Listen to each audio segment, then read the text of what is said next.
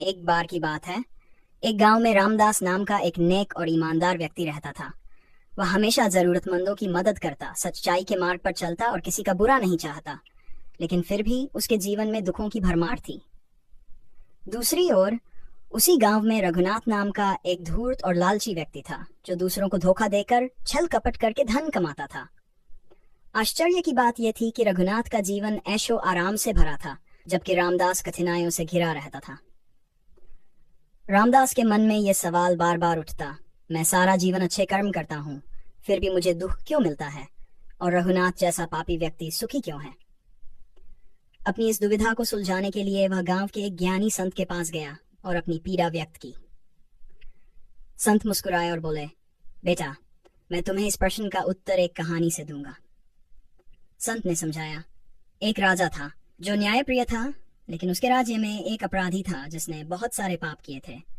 राजा ने सोचा कि उसे तुरंत कड़ी सजा देनी चाहिए, लेकिन तभी मंत्री ने कहा, महाराज, उसे थोड़ा समय और दे दीजिए, हो सकता है वह अपनी गलतियों को सुधार ले। राजा ने मान लिया और अपराधी को कुछ समय और दिया। दूसरी ओर एक सैनिक था जिसने हमेशा ईमानदारी से राजधर्म निभाया। एक दिन युद्ध में वह घायल हो गया और उसकी मृत्यु हो गई। लोग सोचने लगे कि जिसने जीवन भर सेवा की उसे मृत्यु मिली, और जो अपराधी था उसे समय मिल गया। लेकिन राजा जानता था कि सैनिक ने अपने कर्मों का फल पा लिया और अपराधी को अपने कर्मों का फल भविष्य में मिलेगा। संत ने आगे कहा, रामदास, यह संसार एक कर्म भूमि है। तुम्हारे पिछले जन्मों के कर्म भी तुम्हारे वर्तमान जीवन को प्रभावित करते हैं। अच्छे लोगों को कभी कभी अपने पिछले जन्म के कर्मों का फल भुगतना पड़ता है, जबकि बुरे लोग अपने अच्छे कर्मों का बचा हुआ फल भोग रहे होते हैं। लेकिन न्याय का चक्र कभी रुकता नहीं। जब समय आएगा तो पापी को भी अपने कर्मों का धन मिलेगा और सच्चे व्यक्ति को उसका उचित फल मिलेगा।